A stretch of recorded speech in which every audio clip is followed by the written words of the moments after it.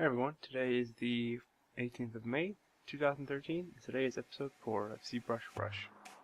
As you can see by the picture, we are making a skull today out of basic shapes. So we start with a sphere and then start hiding off places, but I figured out using the wrong tool, so start using the clip tool to flatten everything below that line. This is forming the basic form of the top skull. Now I'm working on the lower part of the top skull, which houses the eye sockets. And again, this is above the mandible, which is a separate part of the skull. You know, it's basically two parts, the top and the lower half. So again, I'm just using the clip tool here to try to drag out a clean cut for just basic shapes. I mean, you could do this a lot faster if you did like a studio program like a 3ds Max or maybe Maya. But I just wanted to see if I could do it all in ZBrush. I'm just tilting back the top sphere to give it that, make it more of the back part of the cranium or the skull.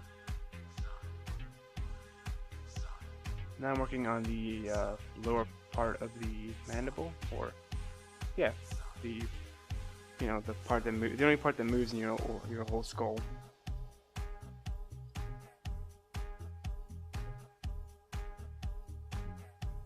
Because when you talk, your top half of your skull doesn't move, only the bottom half.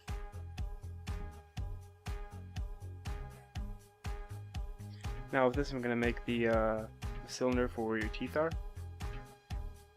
Without the fat and the cheek muscle, not cheek skull, zygomatic bone. It's just your teeth are basically a cylinder. Here I'm masking out the middle part and just scaling everything down to give it like to give myself a nice indication of where the middle is.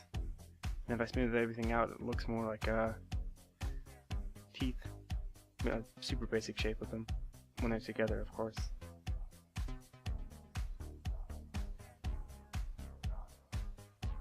Just clipping off some sides here, but it looks stupid, so I don't do that right now.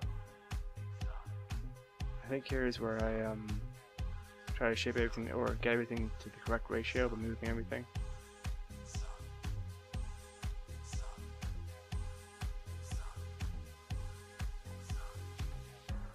So tell me if you guys like this style of recording. It does take me a little bit longer, but it's not that much longer. It does save me a lot more space in my hard drive than the other one does, apparently. But not if I keep it still, like as you can see in the old Man Sculpt, which I will put a link on the screen right now. If I keep it like one angle, it's a very, very small file size. Here I made a slice for half of where the skull is, where the middle of the eyes are, and then just went in there with the clay blow brush and dug in some holes. Now I'm working on the lower part of the zygomatic bone, which goes into the back side of where your teeth are.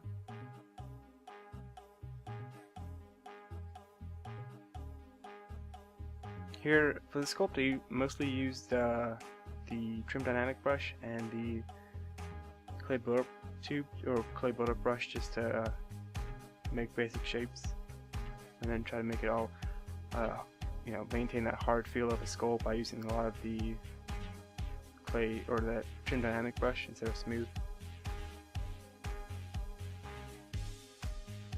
I'm just moving back the part of the skull to connect it with the bottom part or the top half of the skull.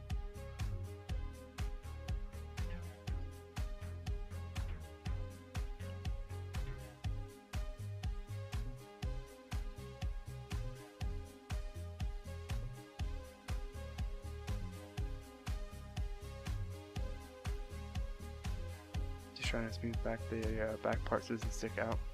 The zygomatic bone actually ends around where your ear canal is. So like it actually, if you follow it, it leads to where the indentation or where your ear goes inside. You know, the hole.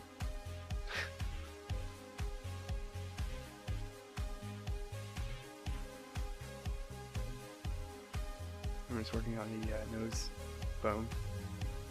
You know, the very tip of the nose with bridges is actually made out of bone, everything else is just cartilage, which I will not be sculpting that part. was moving down the where the zygomatic bone connects to the mandible, I should say, or no, it's still part of the skull, but top half of your teeth.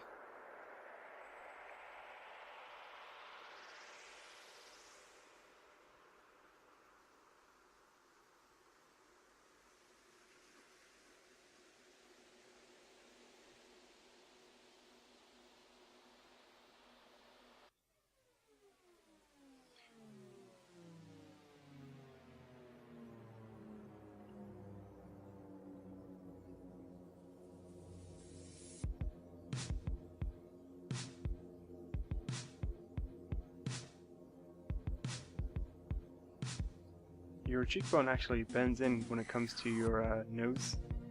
Like it swerves in from your cheekbone inward towards your eyes or the back of your skull, and it comes back to where it meets the nose bone,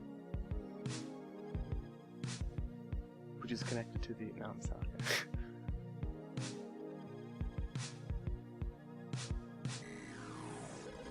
Again, just trying to use the trim dynamic brush to try to smooth, make everything seem to be, you know, made out of a hard surface and give it a nice clean look. If I was making a creature, I wouldn't really use, or any model of a flesh, I wouldn't use that brush too much because it's good for basic shapes, but it does give the overall appearance of a very hard structure. It's maybe like parts of the bone comes out of the skin, like the cheekbone or somewhere else. Again, just using the cut tool to, you know, or trim? No. Whatever. Clip tool, that's it.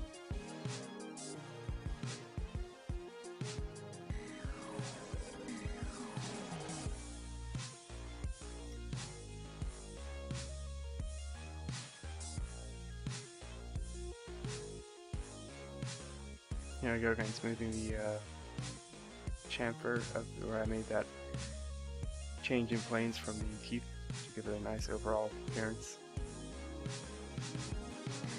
Later I do go in adding the individual teeth, but I think I smooth that at the end because I don't like the way it looks. I made this sculpt before I made the old man sculpt, which I will put another link in now, or annotation. It helped me out a lot when I worked on that skull, or worked on that sculpt. So I'm pretty sure it's a good exercise for anyone who's trying to learn anatomy to do.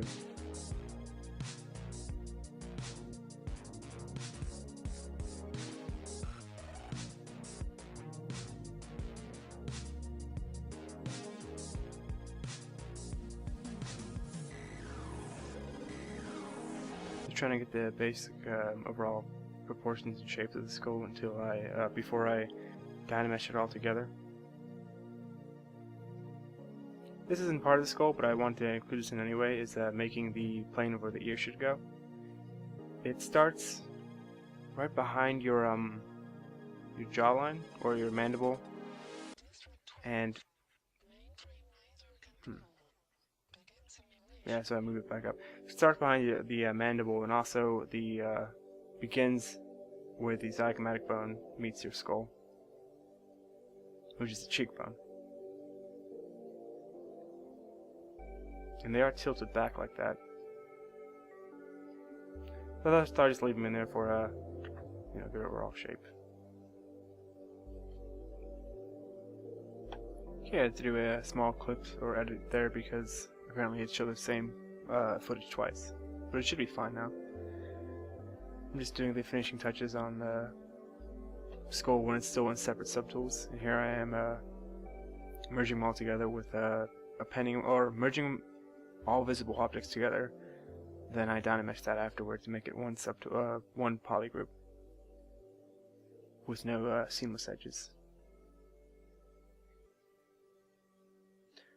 And here I start using the clay tube brush, which I liked a lot, and I used it a lot on my my sculpt after this, which is the old man again, which I think turned out really well. I like to use it when you're at the closer to the end of the sculpt, after you've gotten the basic shapes with the clay buildup brush. You want to make more of an organic feel or subtle changes, because the clay buildup brush is really good for plane changes.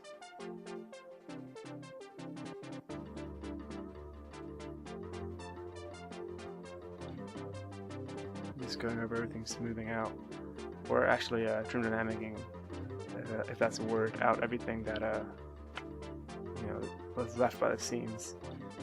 If you actually hold down the Alt key, which is the inverse button of the clay dynamic brush, it gives a nice, like if there's a crater or a debit, or you don't want it to be there, you can quickly just carve it out on this. It's really good.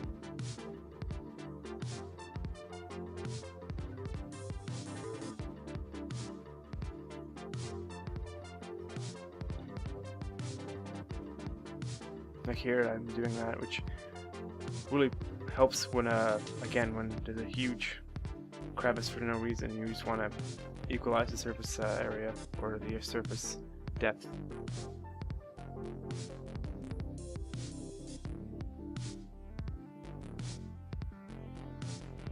I'm just working on the plane changes of the skull.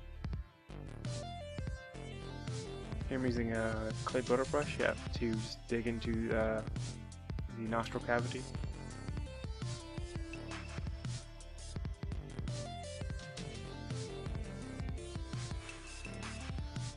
I believe I changed the alpha here to a round shape instead of the default square to give it more of a clay tubes feel, but also easier to build up forms.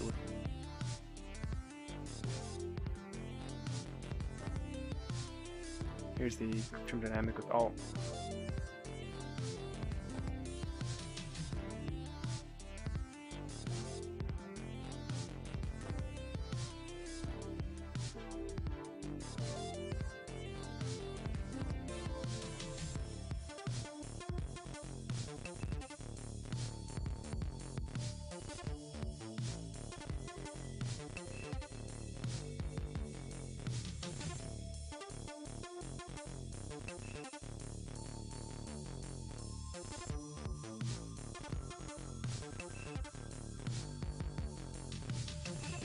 The three main brushes I'm using at this stage are just Move, Trim Dynamic, and Clay Buildup.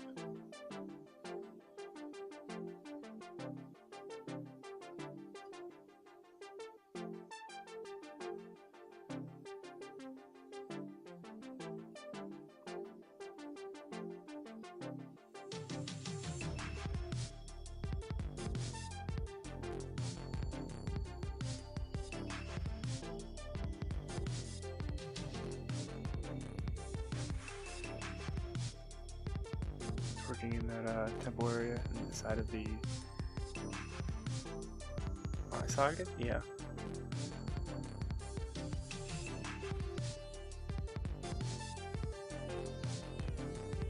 Here I use the clay builder brush to shape some ideas for where the teeth would be. Pretty sure I'm just going to end up trim dynamicing it out to give a basic landmark indentation, but not, you know, the full teeth sculpt. I'm not trying to go into too much detail, just the overall practice of the shape of the skull. I'm trying to make a skull model to, like, you know, be in like graveyards and something. It's just a quick practice.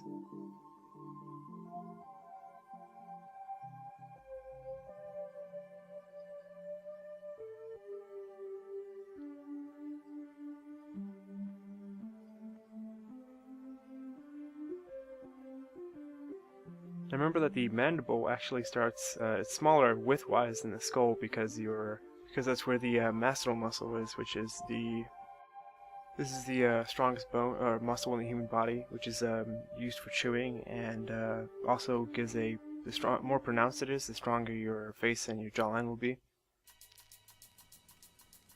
Just readjusting the shapes with the move tool again, trying to get the good side profile of the nostril here. And just indenting it as well.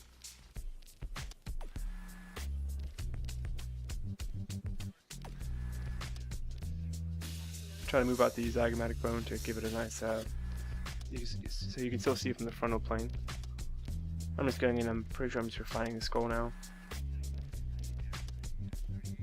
It's actually a bump there behind the ear. I'm not sure what it's called, but that's what the ear biggest neck muscle connects to, which basically moves your head by itself or tilts it.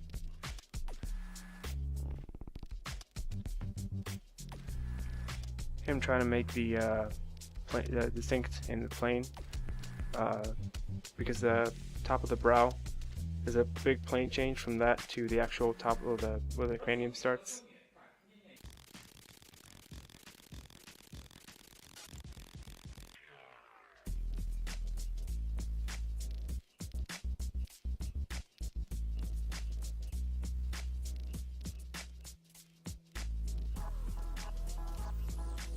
And just hide some places so I can get into some areas I wouldn't be able to get in otherwise, and just smooth it out.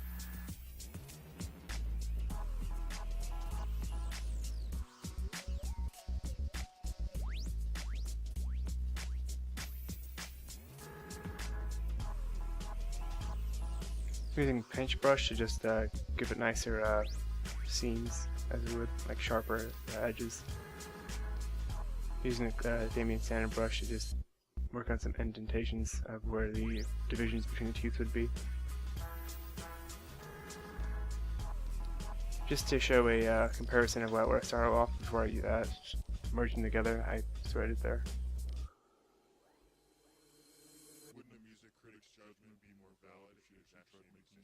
This is just a final pass.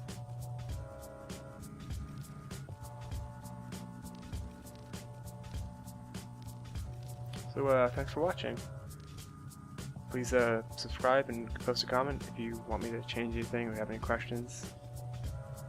And thanks for coming by.